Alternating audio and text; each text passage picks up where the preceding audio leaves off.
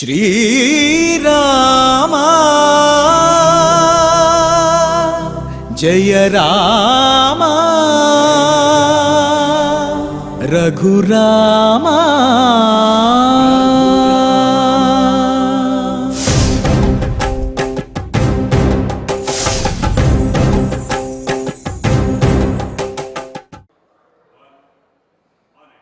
ओं नमो वेंकटेशाय संसक्त दिव्यायुधकार्मुकाय समुद्रगर्वापहरायुधाय सुग्रीवमित्राय सुरारिहन्त्रे नमोस्तु रामाय सलक्ष्मणाय।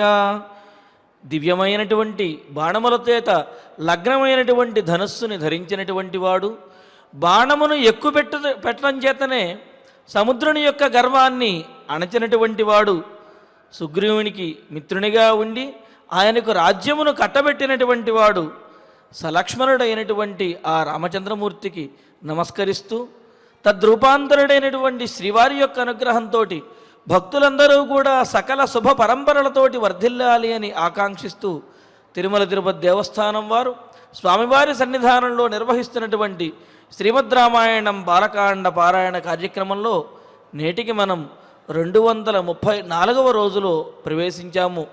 శ్రీ గురుధ్యానపూర్వకంగా సమష్టిగా సత్సంకల్పం చేసుకుందాము. ఓం నమో వెంకటేశాయ. శ్రీ గురుధ్యానం. గురుర్బ్రహ్మా గురుర్విష్ణు గురుర్దేవో మహేశ్వరః గురుః సాక్షాత్ పరం బ్రహ్మ తస్మై శ్రీ గురవే నమః. శ్రీనివాస ధ్యానం శ్రీవేంకటాచలాధీశం శ్రియాధ్యాసితవక్షసం శ్రితచేతనమందారం శ్రీనివాసమహం భజే. అథ సంకల్పః శ్రీమదాదివరాహక్షేత్రే విరాజమానస్య శ్రీపద్మావతీ జానేః అఖిలాండకోటిబ్రహ్మాండనాయకస్య శ్రీరామచంద్రరూపాంతరస్య భగవతః శ్రీవేంకటేశ్వరస్వామినः సన్నిధౌ హనుమత్సీతాలక్ష్మణ భరతశత్రుఘ్న పరివార సమేత శ్రీరామచంద్ర పరబ్రహ్మణః పరిపూర్ణానుగ్రహేణ అస్మిన్ భువనే అతిశీఘ్రమేవ విశూచికాక్రిమేః వినాశనార్థం భారతవర్షస్య అభివృద్ధౌ నిమగ్నానాం విద్యా విత్త వాణిజ్య కృషి వైద్య వైజ్ఞానిక దేశరక్షణాదిరంగేషు విద్యమానానాం ఆస్తిక మహాజనానాం సర్వేషాం సకుటుంబానాం ఆయురారోగ్యైశ్వర్య సద్బుద్ధీత్యాది సర్వశుభఫల ప్రాప్త్యర్థం తేషాం సర్వతోముఖాభివృద్ధి ద్వారా శ్రీరామరాజ్యస్య పునర్వ్యవస్థాపనార్థం అనూఢానాం శీఘ్రమేవ వివాహ సిద్ధ్యర్థం దంపతీనాం అనుకూల దాంపత్య సిద్ధ్యర్థం సంతానార్థినాం శీఘ్రమేవ సత్సంతాన ప్రాప్త్యర్థం తతః పితృదేవతా ప్రీత్యర్థం గోసంరక్షణార్థం చ సకల సంపత్ప్రదే శ్రీమద్వాల్మీకి రామాయణాంతర్గతే బాలకాండే యథాశక్తి శ్లోక వ్యాఖ్యాన పురస్సరం త్రయస్త్రింశత్ సర్గ శ్లోక పారాయణం తథా శ్రీమద్యోగవాసిష్ఠే విశూచికా మహామారీ నివారకస్య మహామంత్రస్య పారాయణం శ్రీధన్వంతరి మంత్ర పారాయణం చ అన్యోన్య సాహాయ్యేన ఆచార్య ముఖేన కరిష్యామహే. శ్రీ వాల్మీకి ప్రార్థనా. వాల్మీకేర్ముని సింహస్య కవితావనచారిణః శృణ్వన్ రామకథానాదం को न याति परां गतिम् श्री आञ्जनेय प्रार्थना यत्र यत्र रघुनाथ कीर्तनम् तत्र तत्र कृतमस्तकाञ्जलिम् बाष्पवारि परिपूर्णलोचनम् मारुतिम् नमत राक्षसान्तकम् श्रीरामायण प्रार्थना वेद वेद्ये परे पुंसि जाते दशरथात्मजे वेदः प्राचेतसादासीत् साक्षात् रामायणात्मना श्रीराम प्रार्थना आपदामपहर्तारम् दातारम् सर्वसम्पदाम् लोकाभिरामम् श्रीरामम् भूयो भूयो नमाम्यहम् श्रीरामचन्द्र परब्रह्मणे नमः। अथ श्रीमद् रामायणे बालकाण्डे 33 सर्गः। శ్రీ గురుభ్యో నమః. శ్రీ వెంకటేశ చరణౌ శరణం ప్రపద్యే. శ్రీరామాయ నమః.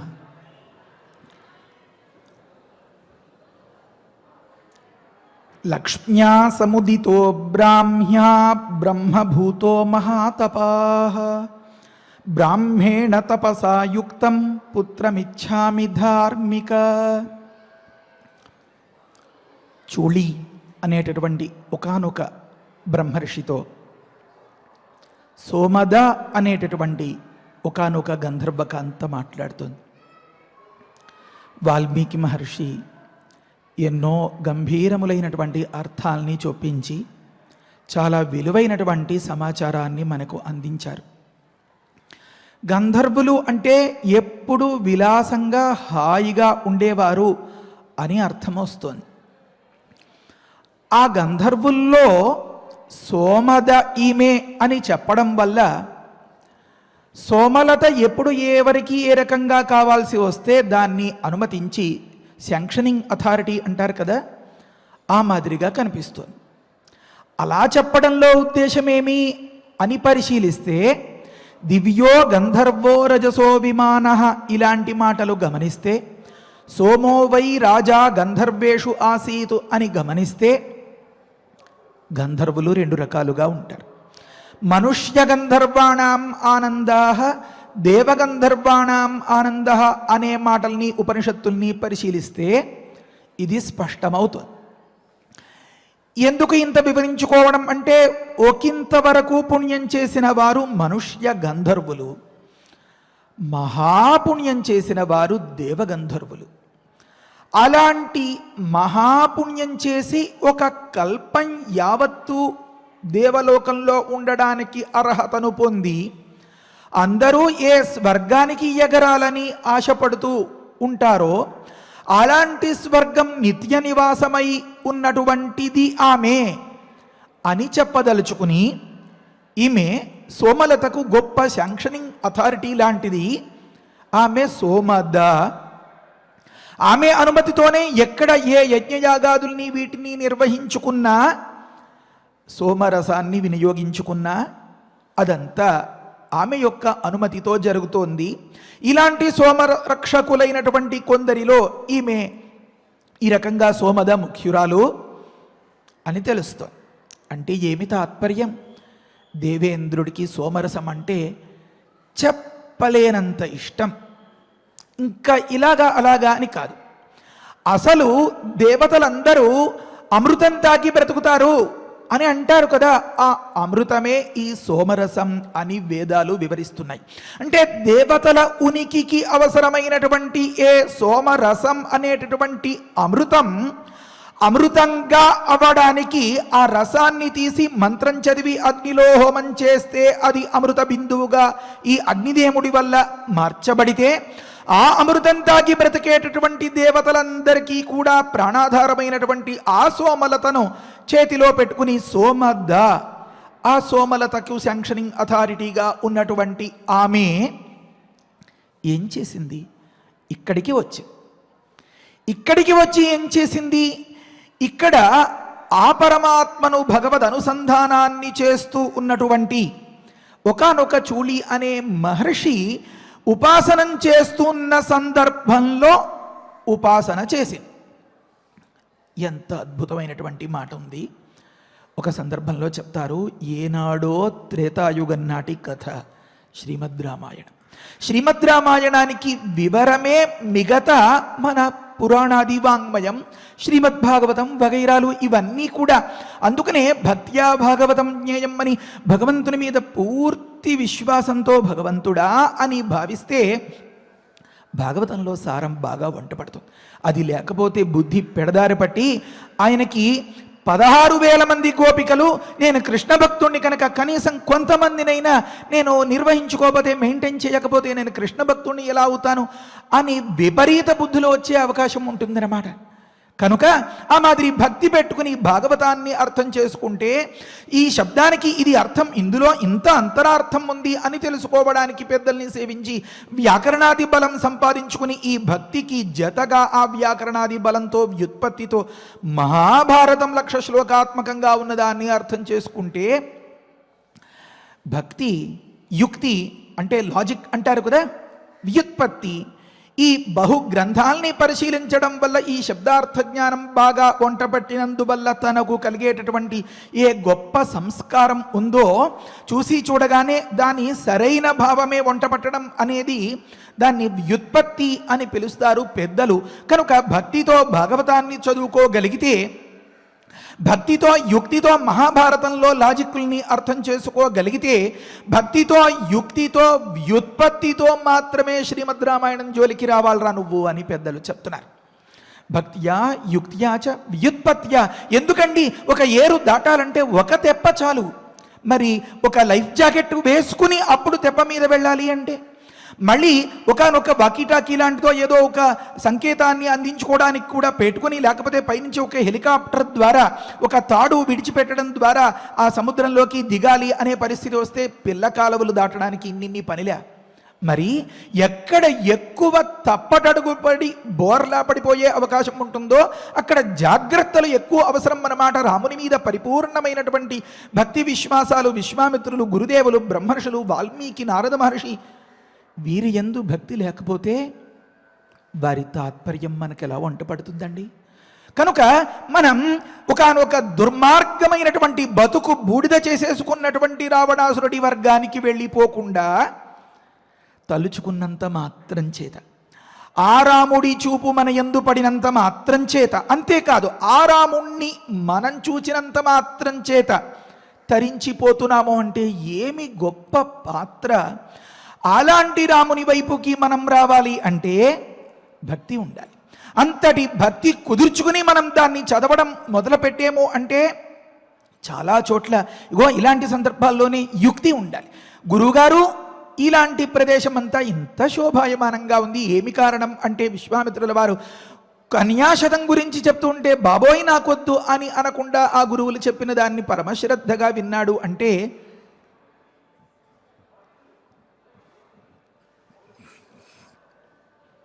రాముల వారికి గురుదేవుల మీద ఏముంది? భక్తి ఉంది. ఆ భక్తితో విన్నారు కనుకనే యుక్తితో ఆలోచించుకోగలిగారు అన్నమాట. ఎందుకని ఈ కుశనాభ సుతలు, ఈ కన్య వీరందరూ కూడా మంచి యవ్వన ప్రాయంలో ఉన్న సందర్భంలో ఈ రకంగా ఎవరో ఒక దుర్మార్గపు ప్రపోజల్ ప్రతిపాదన పెట్టినా వీరు చెదరలేరు అంటే పెంపకం అలాంటిదనమాట, పుట్టుక అలాంటిదనమాట. కనుక ఈ మాట ఎక్కడ ఉపయోగించింది అంటే ఇయం సీత అనే మాటను అర్థం చేసుకోవడానికి ఈ యుక్తి, ఈ లాజిక్ ఉపయోగించింది. ఆ మాట ఎక్కడ ఉపయోగించింది అంటే సీతమ్మ వారిని ఎత్తుకుపోయి అన్యాయంగా దుర్మార్గంగా లంకలో పెట్టుకున్నటువంటి తరుణంలో గుండె నిబ్బరంతో ఉండడానికి ఉపయోగించింది అన్నమాట.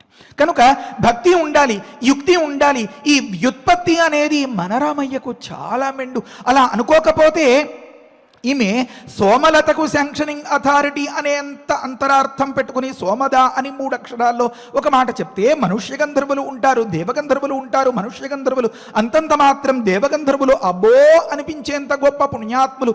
అలాంటి పుణ్యాత్ములు సైతం అది విడిచిపెట్టేసి ఇక్కడ దాకా వచ్చారంటే ఈ భారతంలో, ఈ గడ్డ మీద, ఈ ఖండంలో ఏదో ప్రత్యేకత ఉంది అని మనస్సులో గట్టిగా నాటుకోబట్టే, ఈ తపస్సులో ఇవన్నీ గొప్పగా వంట పట్టబట్టే ఆ వనవాస కాలమంతా ఒకానొక విహారయాత్రలాగా ఏకాస్త దిగులు లేకుండా, అయ్యో రాజభోగాలు లేకుండా పోయేయే అనే బాధలు లేకుండా, గొప్ప కఠోరమైనటువంటి బ్రహ్మచర్య నిష్ఠతో, అలాగని అర్ధాంగిని చులకన చేసి చీదరించుకుని దూరంగా పెట్టకుండా ఎంతో సంతోషంగా హాయిగా ఉల్లాసంగా గడపడానికి ఉపయోగపడిందన్నమాట భక్తి యుక్తి వ్యుత్పత్తి. కనుక ఈ సోమద అనే ఆమె ఇంత గొప్ప పని చేసింది అంటే, రామచంద్రమూర్తి వనవాసానికి వచ్చినటువంటి సందర్భంలో నేను కూడా ముక్కు మోసుకుని మీ జతలో ఒక ఆసనం వేసుకుని కూర్చుంటాను అని అనకుండా, అలా ముక్కు మోసుకుని కూర్చుని భగవద్ధ్యానం చేసే వారికి ఏ కీడు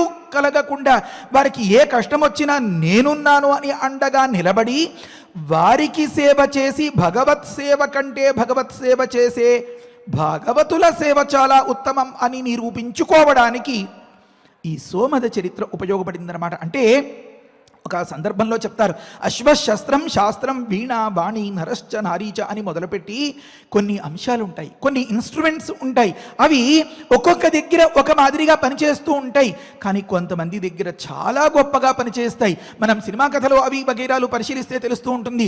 ఏరోయ్ మావాడు ఇంత గొప్ప పని చేస్తున్నాడా, మరి మా ఇంట్లో ఆ మాదిరిగా అంతంతగానే ఉండిపోతాడరా అంటే, వాడిని పురమాయించడం నీకు చేతగా లేదురా అని అవతలి వాడు చెప్తూ ఉంటాడనమాట. వాణ్ణి ఉపయోగించుకోవడం నీకు చేతగా లేదురా అని అవతలి వాడు చెప్తూ ఉంటాడనమాట. కనుక ప్రకృతంలో ఈ గ్రంథమంతా ఇది ఒక గొప్ప ఇన్స్ట్రుమెంట్ అయితే, ఒక గొప్ప వీణా వాద్యం అనేది ఆ గాయకురాల యొక్క నైపుణ్యం మీద ఆధారపడి ఇది శ్రావ్యమైనటువంటి ఆ గాన మాధుర్యాన్ని మనకు అందించినట్లుగా, రామయ్య గురుదేవులు చెప్పినటువంటి ఒక్కొక్క అంశాన్ని ఒక్కొక్కలాగా, ఇది ఇప్పుడు అప్రస్తుతం కదా, ఇది అనవసరం కదా, ఇది కాదు కదా, ఇదా నేను అడిగినది, ఇలాంటి మాటలు అనుకోకుండా ఉపయోగించుకోవాలి అని మొదలుపెట్టి ఒక్కొక్క దాన్ని గుండెల్లో రాసుకుంటున్నాడు. నిక్షిప్తం అయిపోయింది అన్నమాట. కనుక ఇన్ని అంతరార్థాలు, ఇన్ని తాత్పర్యాల్ని మనసులో పెట్టుకోవడం వల్లనే రామచంద్రమూర్తి యొక్క ఆ సుదీర్ఘమైనటువంటి వనవాస ఆ దీక్ష అంతా కూడా అహో అన్నట్లుగా అంత అద్భుతంగా జరిగిపోయిందన్నమాట. దీన్ని అంతని దృష్టిలో ఉంచుకుని గురుదేవులేం తక్కువరా, బ్రహ్మర్షులు వారు ఎంతో ముందు చూపుతో ఒక్కొక్క అంశాన్ని ఒక్కొక్క మాటగా అలా చెప్పడం మొదలుపెట్టారన్నమాట. రామచంద్రమూర్తి వనవాస దీక్షలో ఉన్నప్పుడు మరి విశ్వామిత్రుల వారు వచ్చి, నాయనా బాధపడకు, కంగారపడకు, నీ ఇల్లాలికి ఏ ఆపద రాదులే అని చెప్పారా? ఈ ఇల్లాలు సచ్చీలవతి, ఖచ్చితంగా ఈమె గురించి నాకేమాత్రం సంశయం లేదు అని ఎంతో గుండె నిబ్బరంతో రామయ్య అనుకోగలిగాడు అంటే ఈనాడు పడినటువంటి ఈ బీజం అన్నమాట. ఈ భగవత్ సేవ ఇంత గొప్పది అనేటటువంటి బీజం అన్నమాట. భగవత్ సేవలో అలాంటి భగవంతుడిగా తండ్రిని భావించేటటువంటి సందర్భంలో పితృదేవో భవ అన్న మాటకు కట్టుబడి ఉంటే వారికి సహజమైనటువంటి వికారాలకి కూడా తావు ఉంటుందన్నమాట. ఇప్పుడు కూడా ఈ పూట మనం చదువుకోబోయే దానిలో ఈ అంశం వస్తుంది. మన మనస్సు ఒక మంచి మీద లగ్నం అయినప్పుడు వేరేది మనల్ని ఆకట్టుకోలేదు అన్నమాట, ఆకర్షించలేదు అన్నమాట. దీనికి సోమద వృత్తాంతమే ఇంత గొప్పగా వివరిస్తుంది మనకి. ఈ కథని అంతని మనసులో ఉంచుకుని వాల్మీకి మహర్షి చెప్తారు, చిన్న మాట, సోమద పర్యుపాసతే అని చెప్పారు.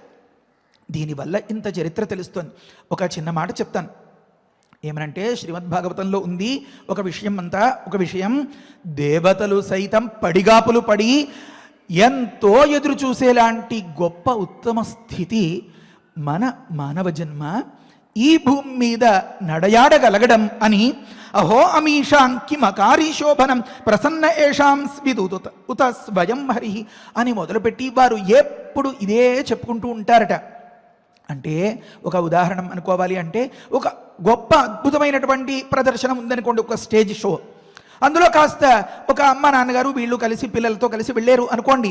ఆ పిల్లలు పెద్దవాళ్ళు కాస్త గబగబా ముందుగా వెళ్ళిపోయి ఆ పెద్ద ఎత్తులో కూర్చుండిపోయారు అనుకోండి. పాపం ఈ అమ్మా నాన్న చేయి పట్టుకుని నడుస్తున్నటువంటి ఆ పసిపిల్లలకి చేతకాక వారికి అప్పటికే అన్ని సీట్లు నిండిపోయావు, మరొకటో కారణంగా చివరికి వెళ్ళిపోయి వారు ఆ వేదికకి ఎదురుకుండా మాత్రమే కూర్చునే అవకాశం వచ్చింది అనుకోండి.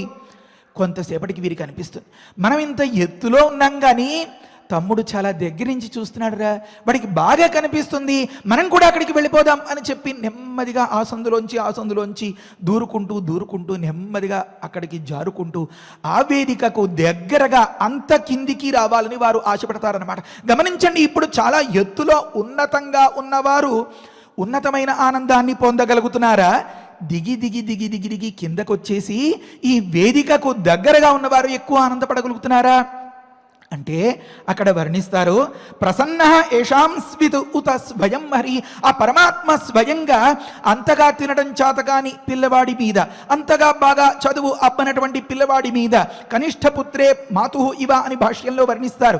ఆ రకంగా చెప్పలేని మమకారంతో, ఆత్మీయతతో, ఆ అమ్మతనంతో పాపం వేరే విధవ ఎలా తింటాడో అని చెప్పి అందరికీ వడ్డించిన దానికంటే ఇంకా 2-3 వస్తువుల్ని జాగ్రత్త పెట్టి డబ్బాలో పెట్టి తర్వాత తినేలాగా, వాడికి కాస్త ఇంకొక 4 రూపాయలు అదనంగా అప్పచెప్పేలాగా ఎలా ఆశపడుతుందో ఆ రకంగా అయ్యో అమాయకులే, మంచిదంతా విస్తట్లో వడ్డిస్తే ఎక్కడో పక్కవాడి విస్తట్లో ఏదో దేన్నో చూసి ఆ వీధిలో పోయేటటువంటి బుడగ మీదో దేని మీదో దృష్టితో పెట్టి కళ్ళ ఎదురకుండా వడ్డించిన విస్తర్ని నిర్లక్ష్యం చేసుకునేంత తెలివి తక్కువ తనమే అని చెప్పి ఎంతో ప్రేమతో పాపం వీళ్ళని ఎలా ఉద్ధరించాలి అని చెప్పి గొప్ప అద్భుతమైనటువంటి మహిమను కల్పించాట.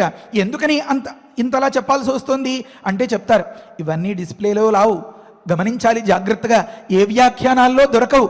పూర్తిగా శ్రీరామానుగ్రహం ఉండి ఆ గురువులు దయదలిస్తే మనకి చిక్కుముడి విడుతుందనమాట. ఎందుకు ఈమె సోమద కల్పాంతం వరకు అంత ఉత్తమ స్థితిలో దగి కూడా అక్కడి నుంచి ఇక్కడికి దిగిపోయి వచ్చి ఈ మహర్షిని ముక్కు మూసుకుని కూర్చున్న సందర్భంలో ఇంతలా సేవించాల్సి వచ్చింది అంటే అక్కడ వర్ణిస్తారు. ఏ జన్మలబ్ధన్ ఋషు భారతాజిరే ముకుంద సేవౌపయికం స్పృహాహీన. మనకందరికీ కూడా ఒకటే స్పృహ, ఒకటే అభిలాష, ఒకటే కోరిక. ఏమా కోరిక అంటే భారతాజిరే, ఈ భరతఖండంలో జన్మ పొందాలి. ఇలా పొందినటువంటి వారందరూ కూడా చాలా గొప్ప అదృష్టవంతులు. ఎలా అయితే ఏదో తొందరతో ఆత్రంతో ఒక దాన్ని చేజిక్కించేసుకుని తీరా తమ్ముడికి చాలా ఒప్పిడిగా అప్పచెప్పిన దాన్ని వాడు అందంగా ఆస్వాదిస్తూ ఉంటే నాకు ఇది అక్కర్లేదు, నాకు కూడా అదే కావాలి అనుకుంటూ తిన్నగా వాడి దగ్గరికి వచ్చేస్తాడో ఆ రకంగా దేవతలంతా కూడా అనుకుంటారట. ఎందుకు వచ్చిందండి ఇదంతా? కిం దుష్కరై క్రతుభి తపోభి వ్రతై ధనాదిర్వ ద్యుజయేన ఫల్గున. ఏం లాభం అండి?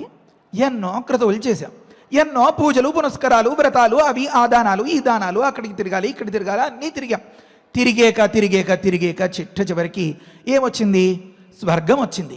అంటే ఏది ఉందో దానికంటే ఏది లేదో, ఏది ఉత్తమంగా మనస్సుకి అనిపిస్తుందో దాని మీదే కదా మనస్సుకు పదే పోతుంది. కనుక ఈ ద్యుజయం ఉందే, ఈ స్వర్గలాభం ఉందే, స్వర్గసిద్ధి, అది ఫల్గు అండి, పెద్ద విషయం కాదండి ఇది అంటున్నారన్నమాట వారు. నయత్ర నారాయణ పాద పంకజ స్మృతి ప్రముష్టాతిశయేంద్రియోత్సవాత్ అని వర్ణించారు భాగవతం. అమ్మో, ఆ పదాలు చాలా కఠినంగా ఉంటాయి.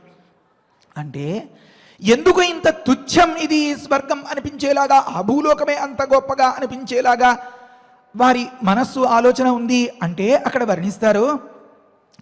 ఎందుకండి ఇక్కడ ఒక్క మాటైనా నారాయణ నారాయణ నారాయణ, గోవింద గోవింద గోవింద, శ్రీరామ శ్రీరామ శ్రీరామ అనే పరిస్థితి ఉందిటండి? లేదండి. ఎందుకు లేదండి? నయత్ర నారాయణ పాద పంకజ స్మృతి శ్రీ వెంకటేశ చరణౌ శరణం ప్రపద్యే అనేటటువంటి స్థితి లేని ఈ దుస్థితి ఎందుకండి మనకి? అదేంటండి అంత దుస్థిరా? మీకు అక్కడ అంత సుఖంగా కంఫర్ట్గా లేదా? ఆహా, ఎందుకని? ప్రముష్ట అతిశయ ఇంద్రియోత్సవాత్. బాగా భోగాలు కలిగి అనుకోండి, బాగా ఉత్సవాలు జరుగుతున్నాయి అనుకోండి, అప్పుడు చదువు మీదకి దృష్టి ఎలా వెళ్తుందండి? అప్పుడు జాగ్రత్త పడాలి. ఇంట్లోకి ఎవరు వస్తున్నారు, బయటకు ఎవరు పెడుతున్నారు, తలుపు వేసుందా తీసుందా, పొయ్యి మీద పాలు పొంగిపోతున్నాయా, ధ్యాస ఎందుకు వస్తుందండి? అది ఏదీ రాదండి. కనుక ఈ ఇంద్రియముల వల్ల ఏర్పడేటటువంటి ఆ సుఖాలు, వీటన్నింటితో ఈ మనస్సును సంతోషపరచాలి అని ఇంద్రియముల వల్ల ఏర్పడినటువంటి గొప్ప పరమ సుఖానుభవం అనేటటువంటి ఉత్సవం ముషస్తేజే అంటారు. అపహరించేసిందండి, దొంగిలించేసిందండి. మన ప్రమేయం లేకుండా, మనకి తెలియకుండా మన ప్రయత్నాన్ని అంతని నీరుగార్చేసిందండి. ఏమా ప్రయత్నం? మనకు భగవత్ సేవ కావాలి, భాగవత సేవ కావాలి అనేటటువంటి స్పృహ, ఆసక్తి, అభిలాష కదా. ఆ ఆసక్తిని కనుమరుగైపోయేలాగా చేసేసేయండి ఈ సంబరాలు. కనుక ప్రముష్టమైన ఇంద్రియముల వల్ల ఏర్పడేటటువంటి ఆ ఉత్సవముల వల్ల నారాయణ పాద పంకజ స్మృతి కూడా పోయిందే. ఎందుకు వచ్చిన స్వర్గం అండిది అని అనుకుంటారట దేవతలు. అక్కడ చెప్తారు, అదేంటండి, మీరు అసలు ఒక కల్పంలో ఆరంభిస్తే మళ్ళీ కల్పం పూర్తయ్యేంత వరకు జన్మ కదా. నిన్న పుడతారు, ఈరోజు ఉంటారు, రేపటి సంగతి ఏమో తెలియకుండా ఉన్నారు వీరు. ఇలాంటి వాళ్ళ కోసం ఆశపడతారేంటండి మీరు అని అనుకుంటారేమో. కల్పాయుషాం స్థానజయాత్ పునర్భవాత్. ఒక కల్పమంతా కూడా కాకిలా కలకాలం బతికేలాగా ఉన్న అలాంటి చోటు గెలుచుకోగలిగినా మళ్ళీ ఏమవుతుందంటే పునర్భవాత్.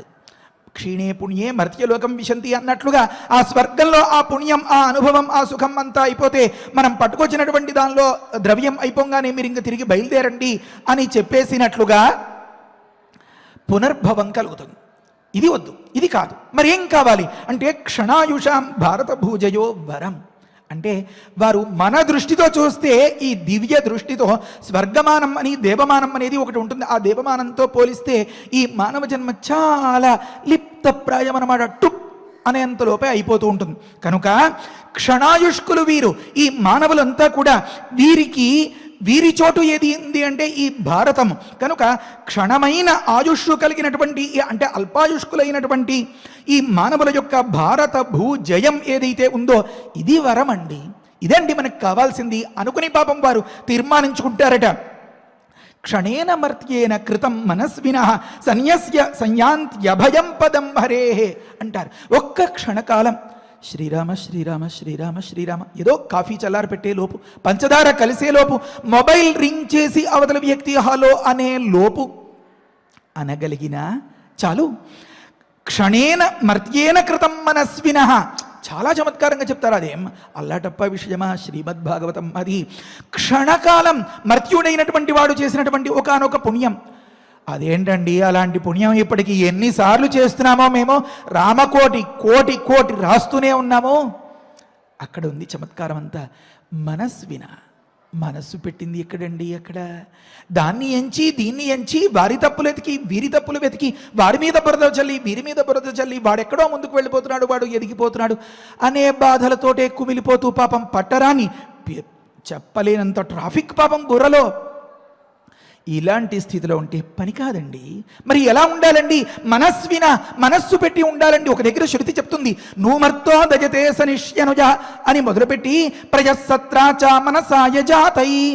స్వామి వేదం చెప్తుంది, వేదమాత నిన్ను ఒక్క తులసి దళం వేసి ఆరాధిస్తే వాడికి ఎప్పటికీ తరగనంత ఫలితం వచ్చేస్తుంది స్వామి. ఏ రకంగా? సత్రాచ మనసాయ జాతై. అక్కడ ఉంది మ్యాజిక్ అంతా. చెప్పలేనంత మాయ, విష్ణుమాయ అండి ఇది. మనస్సు క్షణంలోనే అలా చెదరగొట్టేస్తుందన్నమాట. సత్రాచ సహవర్తినా మనసాయజతే అని చెప్తారనమాట. మనస్సులో లేని సందర్భంలో నువ్వు గంపెడు తులసి పట్టుకెళ్ళి అక్కడ పడేసినా నాకు రకరకాల సేవలు దొరికాయి అని అనుకున్నా అది ఏమీ ఉపయోగం లేదండి. మరి ఏమి కూడా పెట్టుకున్నటువంటి మనస్సుతో, అంటే నీ మాట, నీ చేష్ట, నీ మనస్సు మూడూ కలిసినప్పుడు త్రికరణ శుద్ధిగా అంటారే, అప్పుడు చేసినటువంటి పని వల్ల గొప్ప ఫలితం వస్తుంది అని నూమర్తో దజతే సనిష్యనుజ అని చెప్తారు. చాలా అద్భుతమైనటువంటి మాట. అక్కడ భాష్యం రాస్తారు, స్వాత్మానం జగచ్చ రక్షితుమర్హతి అని చెప్తారు. దయ దాన రక్షణ గతి హింసా దానేషు అని ఉంది ఒక మాట అక్కడ. అంటే తనని తన వారిని కూడా రక్షించుకోగలిగినటువంటి అంతటి మహనీయమైనటువంటి శక్తి వస్తుందయ్యా. పరమాత్మ ఎంత గొప్పవాడవయ్యా నువ్వు అని చెప్పిన మాట అన్నమాట. కనుక క్షణేన మర్త్యేన, ఒక్క క్షణకాలం మానవుడు చేస్తే చాలు. కాకపోతే మనస్విన, మనస్సు పెట్టి చేయాలి అని ఒక తాత్పర్యం.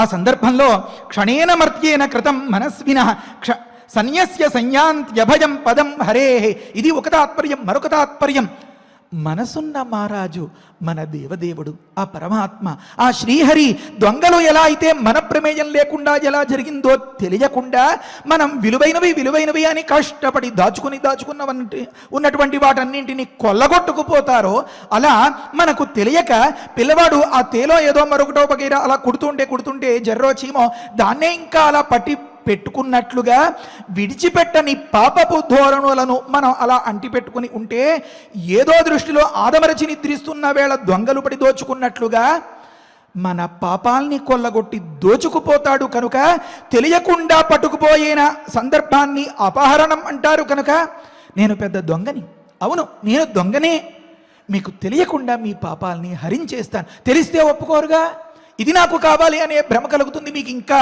ఇదే నాకు సుఖం అని అనిపిస్తుంది మీకు ఇంకా. కనుక మీకు తెలియకుండా దీన్ని కొల్లగొట్టుకుపోవడానికి నేను సిద్ధంగా ఉన్నాను కనుక పెద్ద దొంగ అనే పేరు పెట్టుకుని వ్యవహరిస్తున్నాను. హరయే నమః అంటే ఎంత ఆనందం, ఎంత మనస్సు పొంగిపోతుందో స్వామికి. కనుక అలాంటి స్వామికి కరోమి యద్యత్ సకలం పరస్మై నారాయణాయేతి సమర్పజామి అని కనుక సమర్పించుకున్నట్లయితే అంతేనండి, అభయం పదం హరేహే, అతడికి తరగని శాశ్వతమైనటువంటి పదాన్ని స్థానాన్ని ప్రసాదిస్తాడు పరమాత్మ అని ఈ రకంగా చెప్తూ ఒక దగ్గర అంటారు, సర్పా పిబంతి పవనం, పాములు గాలి వాసన చూస్తాయి, వాటికి బలం లేదా? పుష్టికరమైనటువంటి పోషకాహారం అండి, ఇది ఇంట్లో లాంటిది కాదండి, ఇది పలానా లాంటిదండి, పలానా లాంటిది, ఇది తినాలండి, అది తినాలి. ఏది తిన్నా లోపల అది జీర్ణింప చేసుకుని దానిని శక్తిగా మార్చుకునేటటువంటి ప్రక్రియ ఉండాలి. కానీ ఎంత తినేస్తే ఏం లాభం అండి? ఒక్క అక్షరం, ఒక్క శ్లోకంలో ఒక్క పాదం అంత కూడా వద్దు, ఒక్క పదం విని మనం అర్థం చేసుకున్న మన జీవితం అంతా కూడా ఎంతో గొప్పగా మారిపోతుంది కదా. రామయ్యే ఉదాహరణ మనకి. కనుక ఏదో గాడిద గంపెడు బొక్కెను అన్నట్లుగా ఏం ఉపయోగం లేదు. సర్పా పిబంతి పవనం నచ దుర్బలాస్తే, వాటికి ఏం పౌరుషం లేదా, బలం లేదా? మీరు ఒక్కసారి తోక తొక్కి చూడండి, సర్రమని అంత పైకెత్తు లేస్తాయే, తోక మీద లేచినటువంటి పాములాగా అని పోలుస్తూ ఉంటారే. మరి శుష్కైస్తృణై వనగజా బలినో భవంతి, ఎండిపోయిన ఆకులు అక్కడక్కడ దొరికినవి ఆ రకమైనటువంటి రొట్ట తిని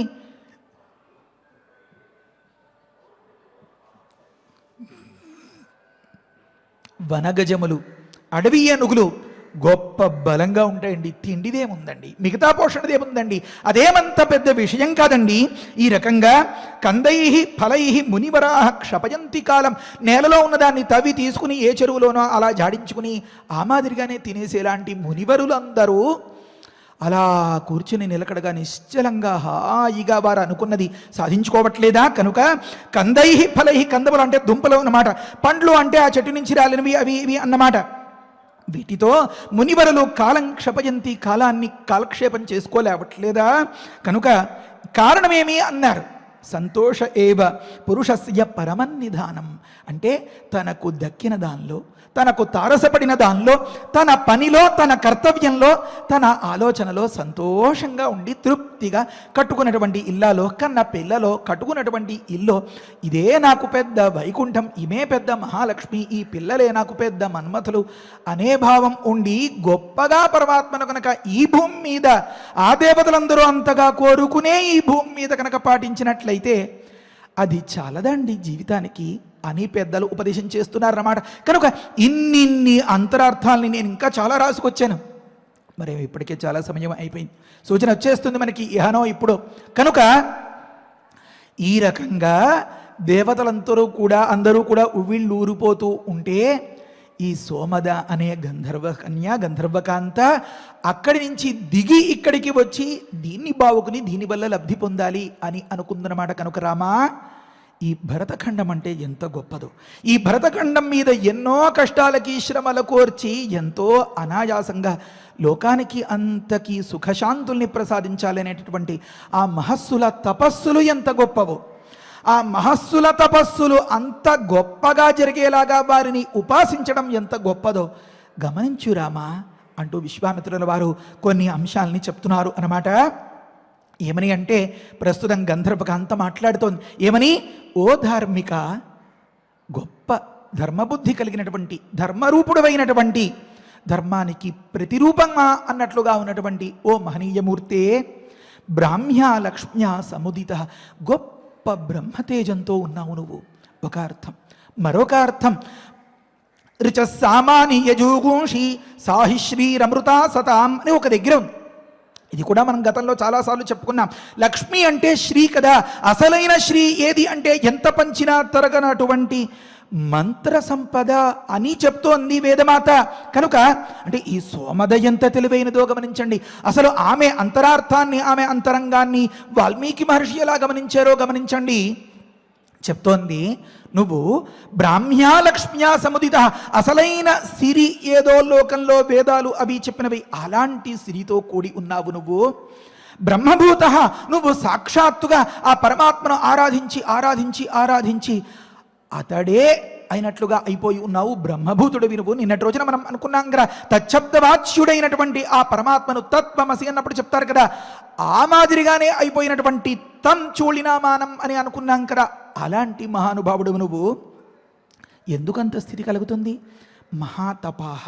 తపస్సు అంటే మనం గతంలో చాలాసార్లు వివరించుకున్నాం. గొప్ప ఆలోచన, గొప్ప క్రమశిక్షణ, కష్టాన్ని తట్టుకోవడం, ఒకానొక అనుకున్న దానిని, నమ్మిన దానిని శ్రద్ధగా పాటించడం, ఆ భగవంతుని మీద పరిపూర్ణమైనటువంటి విశ్వాసం, మనస్సు యొక్క ఇంద్రియముల యొక్క ఐకాగ్ర్యం పరమంతప అని అనుకున్నామే, మంచి తీయటి మాట అని అనుకున్నామే, మంచి భావన అని అనుకున్నామే. ఈ మాదిరిగా ఎన్నెన్నో అర్థాలు. ఇన్ని గొప్ప తపస్సులకు ఋతం తపస్, సత్యం తపస్, శ్రుతం తప, శాంతం తపో, తమస్తప, శమస్తపో, దానం తపో, యజ్ఞం తపో, భూర్భువస్సు వర్బ్రహ్మైతదుపాస్యైతత్తప. శృతి పెద్ద దండకమే చదివింది. తపస్సు అంటే ఏమో మరి అదంతా చెప్పుకుంటే చాలాసేపు పట్టేస్తుంది. అలాంటి తపస్సులకు నువ్వు పెన్నిధి కనుక మహాతపాహ. బ్రాహ్మేణ తపసాయుక్తం పుత్రమిచ్చామి అని తన మనస్సులో మాట చెప్పిందనమాట. నాకు ఒక కొడుకు కావాలి, నువ్వే ఇవ్వాలి. ఎటువంటి కొడుకు కావాలి? బ్రాహ్మేణ తపసాయుక్తం అని అన్నారన్నమాట. ఇంతటి బ్రహ్మ తేజస్సుతో కూడినటువంటి కొడుకు కావాలి నాకు. ఇది ఒక మాట. చెప్పిన శ్లోకం ఎలా ఉంది అంటే, లక్ష్మ్యా సముదితో బ్రాహ్మ్యా బ్రహ్మభూతో మహాతపాహ అని ఉంది. అంటే బ్రహ్మభూతుడు, మహాతపస్సు కలిగిన వాడు, గొప్ప బ్రాహ్మ అంటే ఆ వేద సంపదతో, బ్రాహ్మీ సంపదతో కూడినవాడు అని అర్థం వస్తుంది. ఇవన్నీ ఎవరికి వర్తిస్తాయి? వాల్మీకి మహర్షి చెప్పలేదు. అందులో ఉంది చమత్కారం అంతా.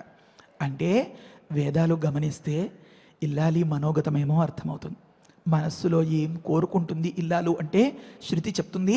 సమాజుషాసం ప్రజా సమగ్నే వర్చసా పునః అని మొదలుపెట్టి ఒకానొక సందర్భంలో గొప్ప పుణ్యం చేసి అమ్మానికి ఏం కావాలో కోరుకో అన్నటువంటి తరుణం ఏర్పడినప్పుడు నేను ఎప్పటికీ హాయిగా ఉండాలి. ఎందుకని? నా భర్తకి పిల్లలకి ఏది కావాల్సిన చేసి పెట్టాలి కదా. కనుక సమాయుష, నాకు గొప్ప ఆయుష్ కావాలి. సంప్రజయా, నా పిల్లలు బాగుండాలి, గొప్ప సంతానం ఉండాలి నాకు. సమాజుషా సంప్రజ సమగ్నే వర్చసా పునః. అక్కడ రాస్తారు, ఓ పరమాత్మ, వర్చసా పాతివ్రత్య లక్షణేన అనేన పత్యా పునః పత్ని భూత్వా సంగచ్చే. నిజమైనటువంటి భారత స్త్రీ మనస్సులో ఉండేటువంటి మాట ఇది. ఆయన ఒకప్పుడు ఎప్పుడైనా కసురుకున్నా, కాదన్నా, అడిగినది అంతగా కొనిపెట్టకపోయినా, పాపం నేను తప్పితే నాన్నకి ఎవరున్నారా అని చెప్పి 69వ ఏట కూడా ఆ పిల్లలమ్మ మా దగ్గరికి వచ్చేయండి అని చెప్తూ ఉండే సందర్భంలో చెప్పేటటువంటి ఒకానొక మాట ఇదే కదా. కనుక ఎప్పటికీ ఈ భర్తని అంటిపెట్టుకుని ఆ భర్తకు నాకు ఏర్పడినటువంటి ఈ సంతతి క్షేమం కోరుకుంటూ నేను ఇలాగే ఈ సేవలు చేసుకుంటూ వీరందరి ఆనందాల్లో నా ఆనందం చూసుకుంటూ ఉండాలి అని అనుకుంటుంది. కనుక ఈ చెప్పిన వరుసలో కూడా మొట్టమొదట పిల్లలు, ఆ తరువాత భర్త. గమనించండి, సమాజుషా సంప్రజయ సమగ్నే వర్చసా పునః సంపత్ని పత్యా. పతి అనే మాట 3వ పాదంలో పెట్టింది. ఏమి అంతరంగం అండి, ఏమి శృతి అండి, ఏమి వేదాలండి. ఒక దగ్గర చెప్తుంది, ఆనో వీరోజాయతాంకర్మణ్య యగో సర్వేనో జీవామా అని మొదలు పెట్టి చెప్తుంది అన్నమాట శృతి. శృతి కాదు చెప్పేది, అమ్మ చెప్తుంది. అమ్మతనం కోసం ఆరాటపడినటువంటి మాతృమూర్తి మనోగతాన్ని శృతి చెప్తోంది. ఏమని అంటే, నాకు మంచి సంతతి కలగాలి, వారు బాగా పనిలో, ఏ కర్తవ్యంలో, ఏ వ్యవహారంలో అయినా నేర్పరులుగా ఉండాలి. కర్మణ్య. ఇన్ని మాటలు ఎందుకు? యగో సర్వేను జీవామా. ఒక ద్వితీయాంతంతో చెప్తోంది, ఏ పిల్లల్ని నమ్ముకుని మేమందరం కూడా హాయిగా కాలు మీద కాలు వేసుకుని, గుండెల మీద చేతులు వేసుకుని ధైర్యంగా ఉండగలుగుతామో అలాంటి సంతతి కావాలి మాకు అని కోరుకుంటుంటుందట ఇల్లాలు. ఒక దగ్గర ఒక సంతతి కోసం ఒక ముఖ్యమైనటువంటి మాట ఉంది. ఆ మాటలో చెప్తారు ఏమనంటే, సోమో వీరంకర్మణ్యం దదాతు సాధన్యం విదథ్యగో సభేయం పితుశ్రవణం అని ఉంది అన్నమాట. రేతస్సుకి అధిపతి సోముడు. ఆ రేతస్సేకం జరిగి గర్భం దాల్చేటటువంటి సందర్భంలో ఆ సోమదేవత యొక్క పరిపూర్ణ అనుగ్రహం ఉంటే ఇతడి మనోభావన ఎలా ఉంటుందో దానికి తగినటువంటి స్థితి అక్కడ ఏర్పడుతుందని శాస్త్రం చెప్తోంది. కనుక ఆ పరమాత్మను ఇలా ప్రార్థించుకుంటున్నాడు. ఏమనంటే నాకు గొప్ప వీరుడు కలగాలి. వీరుడు అంటే మనం గతంలో కూడా చాలాసార్లు వర్ణించేసుకున్నాం. నాకు గొప్ప కర్మణ్యుడు కలగాలి. ఇప్పుడు ఇంతకుముందే తల్లి మాటల్లో మనం దాన్ని వివరించుకున్నాం. నా కొడుకు సదనము అంటే గృహం, ఆ సదనాన్ని అంటిపెట్టుకుని అంటే ఇంటి గురించి ఆలోచించేలాంటి మహనీయుడు కావాలి. ఇతడు రోడ్డు మీద అందరి దగ్గర గొప్పగా ఉంటాడండి, కానీ ఇంట్లోనే ఏ కాస్త చెప్పిన మాట వినడండి అనేలాంటి స్థితి కాకుండా సదనం అర్హతీతి సాధన్య అని అంటారనమాట. అయితే ఎప్పుడు ఇంటి పట్టుకునే ఉండి అమ్మ నీకు మజ్జిగ చిలకనా, నాన్న నీకు కాఫీ తెచ్చిపెట్టినా, నీళ్లు పట్టనా అని చెప్పి ఇంటికే పరిమితం అయిపోతే ఇంకా ప్రయోజకుడు ఎప్పుడవుతాడండి? కనుక ఇతడు బయటికెళ్ళి కూడా అంతా గెలుచుకుంటూ రావాలి. విదథమర్హతీతి విదథ్య సభాం అర్హతీతి సభేయ స్వకీయస్య పితు శ్రవణం కీర్తి యస్మాత్ ఉత్పత్తిరే సహ పితుశ్రవణ. ఆహా, ఎన్ని అద్భుతములైనటువంటి మాటలు! అంటే ప్రతి తల్లిదండ్రులు కూడా ఏ తల్లి కన్న పిల్లలండి వీరు అని అనిపించుకునేలాంటి పిల్లల్ని అలా ఊహించుకుంటూ ఆశించుకుంటూ వారి కోసమే అహర్నిశలు శ్రమిస్తూ అంతల్లా తాపత్రయపడుతూ ఉంటారు. కనుక వారు గొప్ప పితుశ్రవణులు, గొప్ప తల్లిదండ్రులకి కీర్తి ప్రతిష్టలు తెచ్చిపెట్టేవారుగా ఉండాలి. వారు 10 మందిలోనూ కూర్చుంటే ఏదో రావణాసురుడా అన్నట్లుగా అవాకులు చెవాకులు మాట్లాడేలాగా కాకుండా ఎంతో ఉత్తమంగా మాట్లాడితే ఒకానొక న్యాయమూర్తి తీర్పులాగా ఉండేలాగా సభాం అర్హతీతి సభేయ. మరి విదథ్య ఏదో నేను మానవ సేవ చేస్తాను, ఇంట్లో అమ్మా నాన్నలకు సేవ చేస్తాను, నేను గుడికి రమ్మంటే నా వల్ల కాదు, హారతి అద్దుకోను అనేలాంటి నాస్తిక ధోరణులకు పోకుండా అతడు విదథం యజ్ఞం అర్హతీతి విదథ్య. అందరూ కలిసి సత్యనారాయణ వ్రతం చేసుకున్నారు అనుకోండి, కావాల్సినవన్నీ ఏర్పాట్లు చేసి తను కూడా వచ్చి ఆ తల్లి పక్కన కూర్చుని ఆ పూజ చేసుకుంటే తల్లికి ఎంత సంతోషం. నా కొడుకు కూడా నాతో కలిపి పూజ చేస్తే వీడిని ఖచ్చితంగా ఉద్ధరిస్తాడు ఆ పరమాత్మ, ఇదం ఫలం మయా దేవ, అక్కడ పెట్టింది తింటే ఖచ్చితంగా మనోరథమంతా నెరవేరుతుంది అని ఎంత తృప్తి. కనుక ఇతడు పూజ చేయాలి, భగవంతుణ్ణి ఆరాధించాలి. ఓ సరే, ఇతడు 10 మందిలో కూర్చుని ఏదైనా మంచిగా మాట్లాడగలగాలి, గొప్ప విజ్ఞానవంతుడు అవ్వాలి, విద్యావంతుడు అవ్వాలి. ఓ తప్పకుండా ఇతడు అమ్మానాల్ని అంటిపెట్టుకుని సదన్యుడు కావాలి. ఓ తప్పకుండా అని ఈ రకంగా ఉండేలాంటి సంతతి కావాలి అని కొన్ని చెప్తుంటారు కదండి, పారామీటర్స్ అని, నామ్స్ అని, ఈ రకంగా అలా ఉంటాయి కదా. ఈ విషయాన్ని అంతని మనస్సులో పెట్టుకుంటే ఈ సోమద అనే లాంటి ఉత్తమ గంధర్వ కన్య ఆషామాషి అల్లాటప్ప సంతానాన్ని కోరేస్తుందా? ఒక్కసారి శ్లోకాన్ని తిరగేయండి అన్నారు. ఏమని? లక్ష్మ్యా సముదితో బ్రాహ్మ్య బ్రహ్మభూతో మహాతపాహ. స్వామి, ఇవన్నీ నీ గురించి అనుకుంటున్నావా? అంతేకాదు, ఇది నా గురించి కూడా. మన వాళ్ళు చెప్తుంటారు కదా, డబుల్ మీనింగ్ డైలాగ్స్ అని, ద్వంద్వార్థాలు వచ్చేలాగా అని. అంటే ఒక మాట మాట్లాడితే దానివల్ల సూటిగా తెలిసే అర్థం ఒకటి, ఆలోచిస్తే తెలిసే అర్థం ఒకటి. ఒక దగ్గర వర్ణిస్తారు ఏమని? ఆనో వీరోజాయతామని ఒకానొక మంత్రంలో. అంటే ఇది సంస్కృతం పరిచయం ఉన్న వారికి తెలుస్తుంది. మరి ఏమండి, సంస్కృతంలో ఉన్న రామాయణం చదువుకుంటూ సంస్కృతం గొప్పతనం అనుకోకపోతే మరి అంత కృతజ్ఞత ఇంకేముంటుందండి? పాలు తాగి రొమ్మి గుద్దినట్టు అయిపోదా? సంస్కృతంలోనే ఉంది అంత గొప్పతనం అంతా. ఆనో వీరోజాయతం అనే మాటలో ప్రథమాంతాలుగా చెప్పి యం సర్వే అనుజీవామా అనే ద్వితీయాంతంతో చెప్పారు కదా. కనుక ఈ మాటలో కూడా లక్ష్మ్యా సముదితో బ్రాహ్మ్య అని మొదలుపెట్టినటువంటి 3 మాటల్ని ప్రథమాంతాలుగా చెప్పి తపసా యుక్తం పుత్రం అనే ద్వితీయాంతంగా చెప్పింది. కనుక ఆ మంత్రాన్ని దృష్టిలో పెట్టుకుంటే ఒక మంచి భాష్యం భావం వస్తుంది. ఏమని? స్వామి, ఇవన్నీ నేను కోరుకునేటటువంటి నా పిల్లాడి కోసం. ఏమవి ఆ మాటలు అంటే, నువ్వు ఇంత గొప్పోడివి కదా, నీ మాదిరిగానే నా పిల్లాడు కూడా చాలా గొప్పగా ఉండాలి. ఎలాగా? ఎంత గొప్పగా అంటే, అసలైన సిరి ఏదో ఆ సిరికి శాశ్వతమైన స్థానమా అన్నట్లుగా అంతటి శ్రీమంతుడు అవ్వాలి. బ్రాహ్మ్య లక్ష్మ్య సముదితుడు నువ్వు అని ఇంతకుముందు అర్థం వచ్చింది.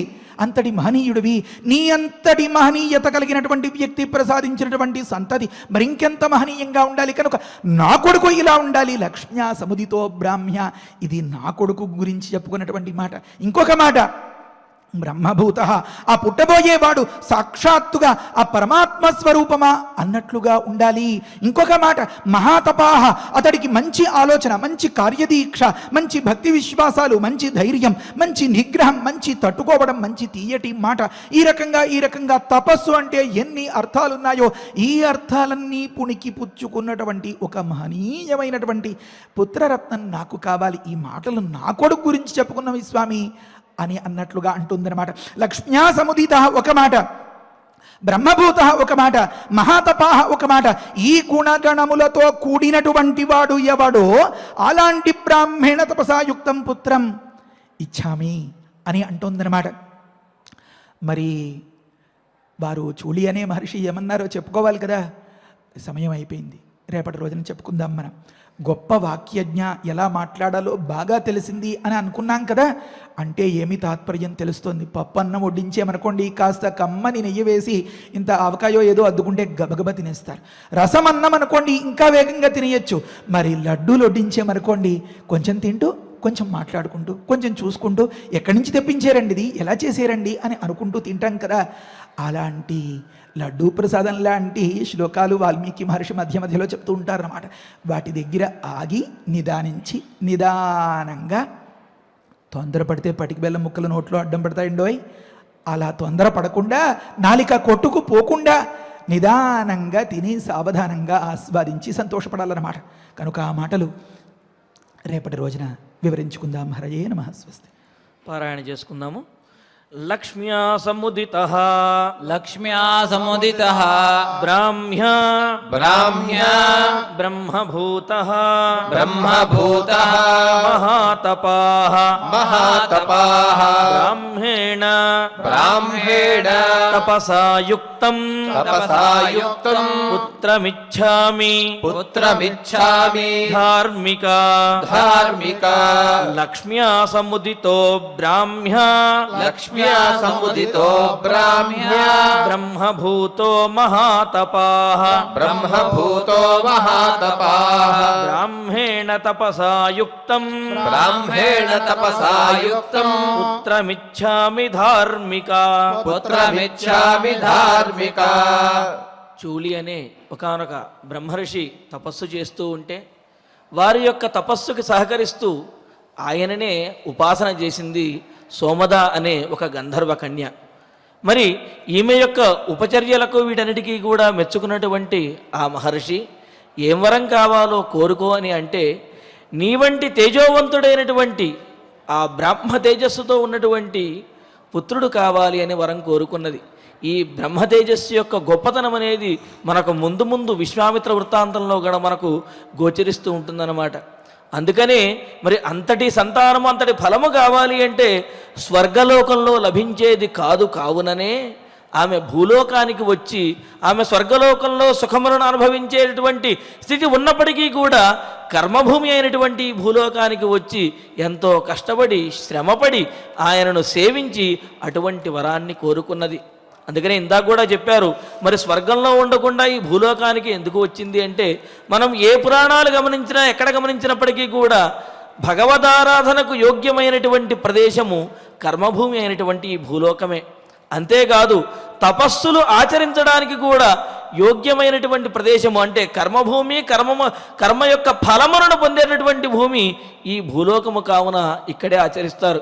అందుకనే తపస్సు ఆచరించారు అంటే ఏ నైమిషారణ్యం ఆచరించారనో, హిమాలయాల్లోనో, వింధ్య పర్వతం దగ్గరనో ఈ విధంగా చెబుతారు తప్ప స్వర్గంలో ఆచరించారనో, లేకపోతే దేవలోకంలో, బ్రహ్మలోకంలోనో, వైకుంఠంలోనో తపస్సు ఆచరించారు అని ఎక్కడా కూడా మనం వినలేదు.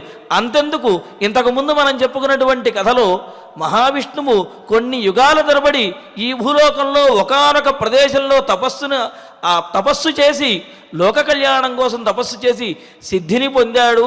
దానినే సిద్ధాశ్రమము అని అనుకున్నాము అని ఇంతకుముందు కూడా మనం చెప్పుకున్నాం.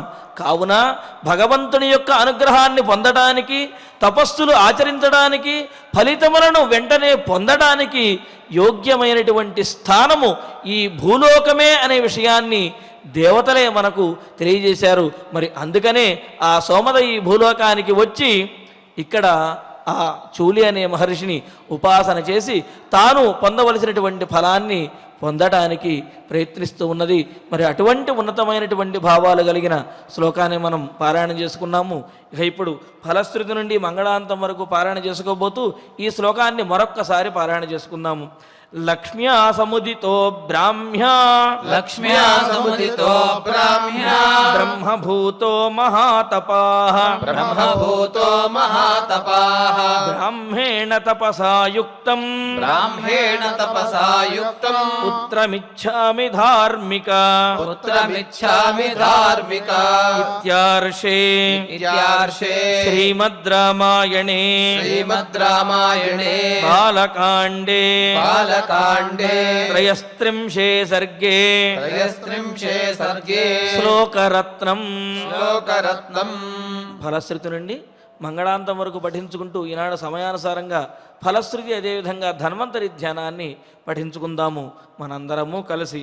ఫలశ్రుతి కుటుంబ వృద్ధిం ధనధాన్య వృద్ధిం శ్రియశ్చ ముఖ్యా సుఖముత్తమంచ శ్రుత్వా శుభం కావ్యమిదం మహార్థం ప్రాప్నోతి సర్వాం భువి చార్థ సిద్ధిం. శ్రీరామచంద్ర పరబ్రహ్మణే నమః. అధ ధన్వంతరి ధ్యానం అచ్యుతానంద గోవింద విష్ణో నారాయణామృత రోగాన్ మే నాశయాశేషాన్ ఆశు ధన్వంతరే హరే. ఆరోగ్యం దీర్ఘమాయుష్యం బలం తేజోధియం శ్రియం స్వభక్తేభ్యోనుగృహ్ణంతం వందే ధన్వంతరిం హరిం. ధన్వంతరేరిమం శ్లోకం భక్త్యా నిత్యం పఠంతి యే అనారోగ్యం న తేషాం స్యాత్ సుఖం జీవంతి తే చిరం.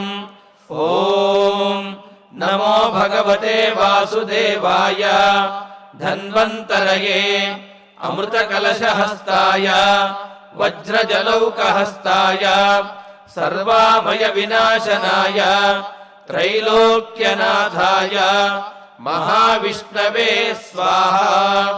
ఓం వాసుదేవాయ విద్మహే సుధాహస్తాయ ధీమహి తన్నో ధన్వంతరి ప్రచోదయాత్. అధ నవగ్రహ ప్రార్థనా ఆరోగ్యం పద్మబంధుర్వితరతు నితరాం సంపదం శీతరశ్మి. భూలాభం భూమిపుత్రః సకలగుణయుతాం వాగ్విభూతిం చ సౌమ్యః.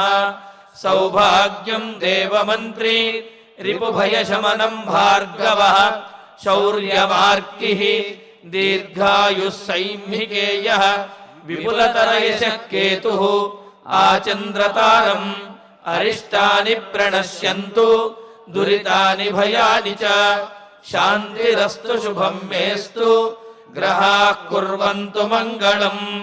అధ క్షమా ప్రార్థనా యదక్షరపదభ్రష్టం మాత్రాహీనం చ యద్భవేత్ తత్సర్వం క్షమ్యతాం దేవ నారాయణ నమోస్తుతే.